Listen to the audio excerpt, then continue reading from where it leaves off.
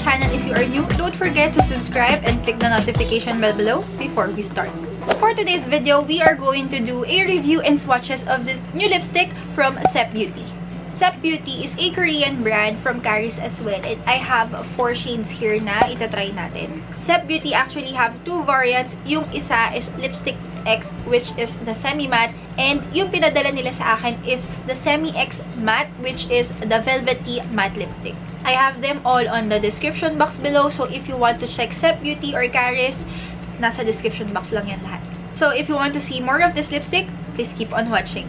Let's start with the packaging. This is how it looks like. It's very simple yet very sophisticated and classy. Then of course, the clear part where you can see the actual product inside. So dito sa likod ng box guys, hindi ko siya maintindihan kasi naka-Korean character siya. Ang naka-English lang dito is that Lipstick X Matte Launching Special Set. And then nakalagay dito, Made in Korea. Then 12 months upon opening ang expiration date. And dito sa top part ng box, nakalagay lang din yung shade ng lipstick. This is the actual product. This is the lipstick and then this is the lip balm. Yes guys, lip balm lang siya and papakita ko sa inyo mamaya. It's so sleek and edgy. Simple gray lang siya but very luxe siya tignan. And as you can see, it's very compact. It can fit to any size of your bag, even sa pouch lang or sa wristlet.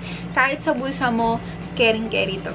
From the look of it guys, this one reminds me of flash drive or para siyang lighter actually.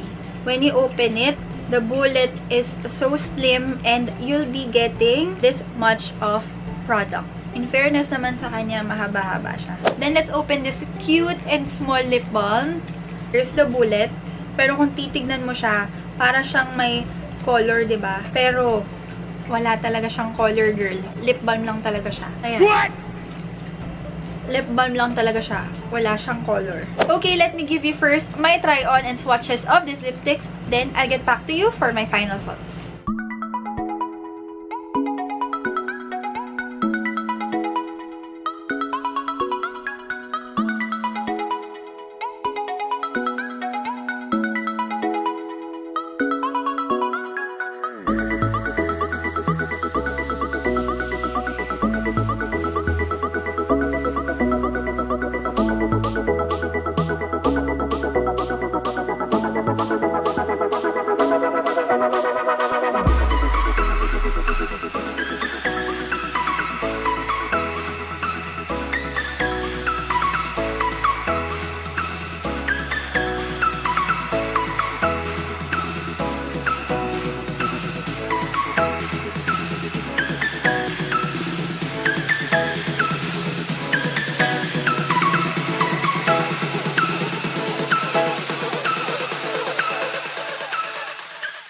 Oh my god, you guys, these are so amazing. The color, the pigments, the shades, color payoff, and the formula, just wow.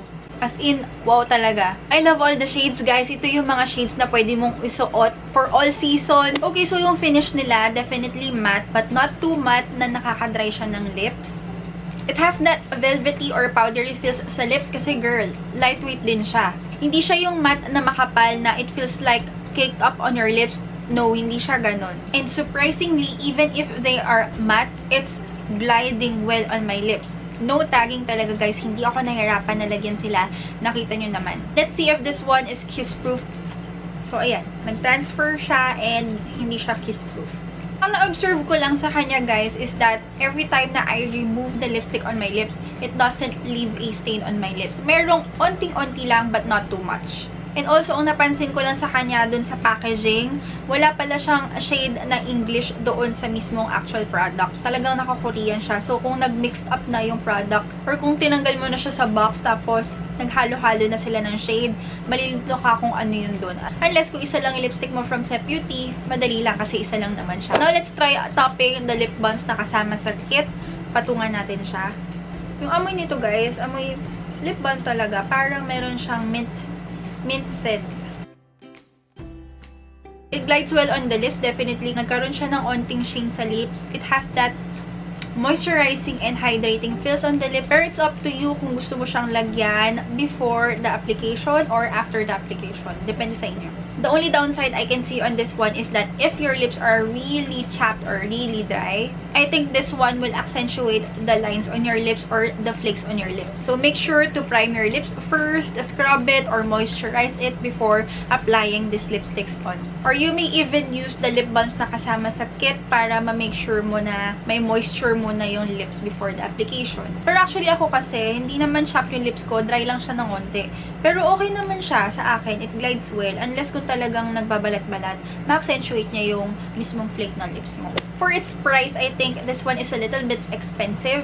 Kasi nga, I think they are high-end products that Charis carry, but they are really worth the try. For its performance, formula, pigment, and shades, for me, they are really worth it and bongga talaga sila. Kasi look at that. Look at that lips, girl. 'Di ba? Parang ang healthy niyang tignan at ang supple sa lips, 'di ba? Parang ooh, girl, sobrang kissable, 'di ba? Dun sa 4 shades na meron sila, the colors are really bright and pigmented. Not too opaque na parang ang kapal niya sa lips. I really love it, guys. Pero alam nyo, papakita ko sa IG story sa inyo kung ano itsura niya. Pagka gradient lang, I think this one will work. Kasi ang gaganda ng mga shades nila. Perfect for natural or everyday look lang. Kasi everyone of all ages, of all seasons, pwedeng-pwede siyang suotin. For me, it's not because I have them on my Charis store, but kung ako lang talaga, guys ha, I really recommend their products. I really recommend this lipstick kasi ang ganda talaga ng formula niya sa lips. It's not drying on the lips kahit na matte sila. And the pigment, girl, hindi ka magsisisi sa kanila. Hello, sorry. Kanina pa nakaangat pala tong aking eyelashes. Sinusukuan na niya ako, besh. If you want to check these products from Charis and SEP Beauty, I'll be putting them down all on the description box below. Lalagay ko dyan yung link ng Charis store ko para ma-check nyo rin. Make sure to subscribe or follow me on Charis kasi meron akong mga exclusive discounts and promo para sa inyo. I hope this helps, and if you like this video, don't forget to give it a thumbs up, subscribe to my channel, show some love, and click the notification bell below para lagi kayong updated on my next upload. Thank you for watching, sweethearts. I hope to see you in the next one. Stay sweet, guys. Bye!